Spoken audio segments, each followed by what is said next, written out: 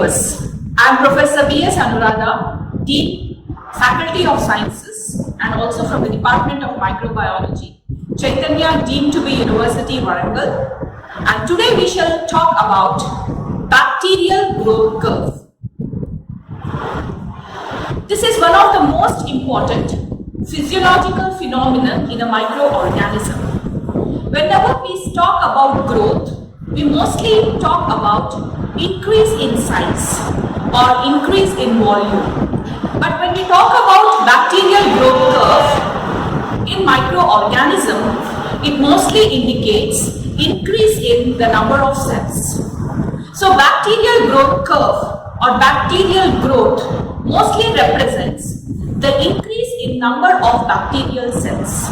And in this chapter, we shall be talking about the different phases of bacterial growth. Now coming to the study of bacterial growth, growth takes place on two levels. Cells synthesize new components and increase in size, and the number of cells in population increases in volume. The basis of growth, we mostly call it in microbiology as binary fission. So students, this is how a cell divides to produce two daughter cells.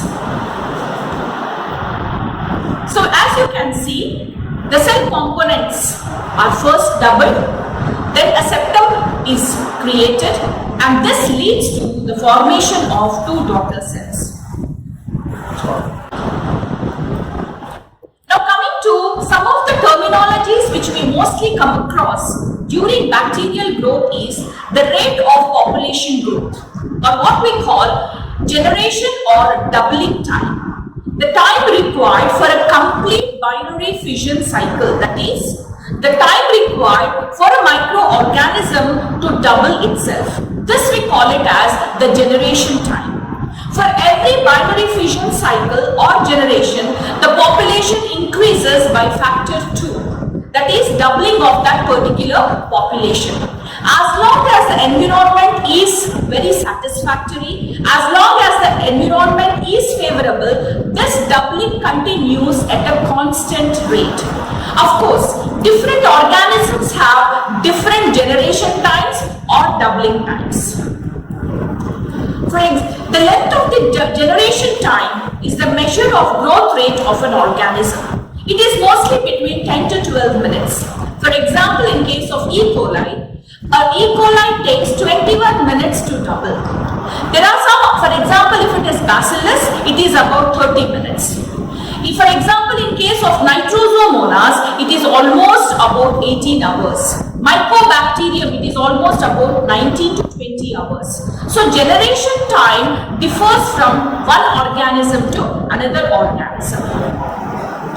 Now coming to the population growth rate, the population of bacteria does not maintain its population growth rate and double endlessly. A population displays a predictable pattern which we are calling it as the bacterial growth curve or growth curve of bacteria.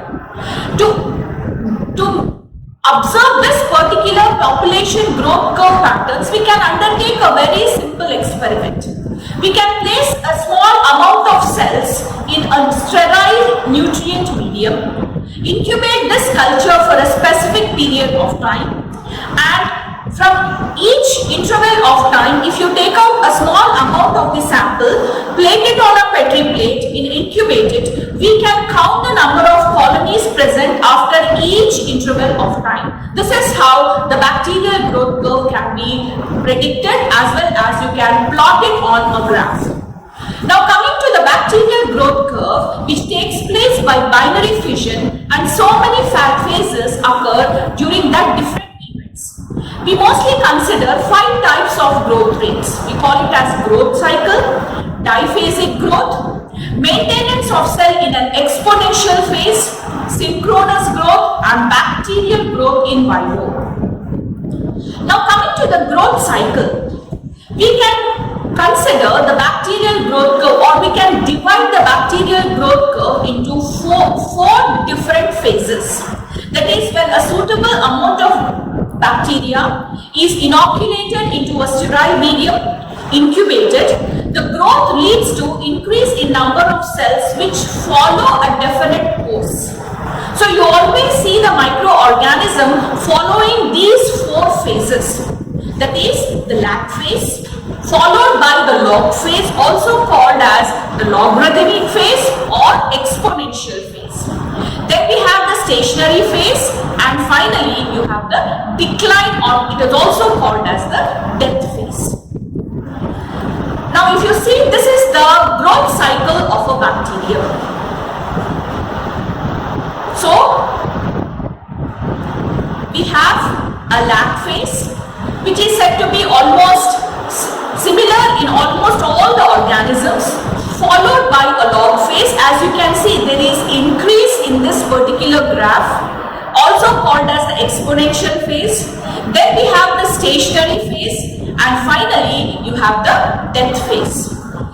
Most of the primary metabolites are synthesized during the log phase, whereas most of the secondary metabolites are synthesized during the stationary phase. Any type of bacteria you take, it mostly follows these four patterns of growth cycle, that is lag phase, log phase, stationary phase, and a death phase.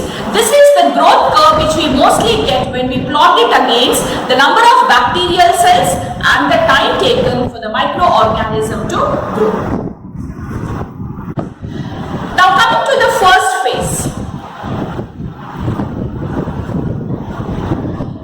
that is called as the lag phase. As the name suggests, it is the phase where the bacteria try to adapt themselves to the new surroundings, to the new media, or for example when we have inoculated the organism from, for example, from soil or from water resources or from any other resources into a fresh medium, the organism will not start dividing immediately.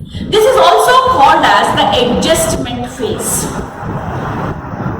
Use your right hand also. Okay. So that you will look more comfortable. Okay. Click it, leave your hand, use the right hand. Again, shall I go for the same lag phase? Same slide? Please. Both hands. No. So the first phase which we see in bacteria is called as the lag phase. This is called also as the adjustment phase. That is, when we inoculate a bacterium from one medium to another medium, the organism will take some time to adjust itself towards the new media components. For example, imagine we have inoculated the organism from a soil sample to the medium or from a water sample to the medium. The organism will not start dividing as soon as we start or as soon as we have inoculated. This particular phase, we call it as the lag phase. It does not mean that the organism is not doing anything or it is not metabolically active. The organism is metabolically active. It is during this phase, it is preparing itself to go into the next phase. So in order to go into the next phase, it has to prepare or it has to synthesize enzymes for DNA replication. It has to synthesize proteins for undergoing cell division. It has to synthesize all the necessary components so that it can successfully go into the next phase. So during this particular lag phase, the synthesis of RNA takes place, synthesis of enzymes and other molecules takes place, and the length of this particular phase depends upon different organisms. For example, some organisms might have a very long lag phase when we are isolating or when we are inoculating them from one medium to another medium. Sometimes the lag phase is very short. There is also chances that there are some microorganisms which are not able to adjust to the new surroundings and there even occurs a death of some amount of the population. So lag phase is a phase where the organism is trying to adjust itself, and those which want to go to the new, that is to the next phase, are synthesizing new components. So new components are synthesized during this particular lag phase. The next comes the log phase, or otherwise called as the logarithmic phase or exponential exponential phase, which is one of the most important phase in a bacterial growth cycle. This phase is very important because this is the phase where the cells start doubling. That is, 2 cells become 4, 4 become 8, 8 become 16, 16 to 32, so on and so forth. So the number of bacteria dividing almost doubles after every division. So as you can see I have already pointed out, this log phase or logarithmic phase or exponential phase, there is a steep rise in the number of bacterial cells that are being formed. So there is the number of cells which are produced in the logarithmic phase steadily increases during this particular phase. It is during this phase where DNA replication takes place, new proteins which are synthesized takes place, primary metabolites are synthesized during this particular phase, amino acids are synthesized during this particular phase. This phase is very important, especially even for the production during industrial microbiology, where we are trying to produce some primary metabolites. So in order to produce such type of primary metabolites, the organisms have to be maintained in this particular logarithmic phase only. So in order to maintain this particular organisms in the logarithmic phase, there are certain conditions so that the organism is always in the exponential phase. Now, once this particular slope is very specific growth of a microorganism, which is a measure of number of divisions per cell per unit time. The actual rate of this depends upon the growth conditions, which also affect the frequency of cell division and probability of both the daughter cells surviving. The next phase is called as the stationary phase.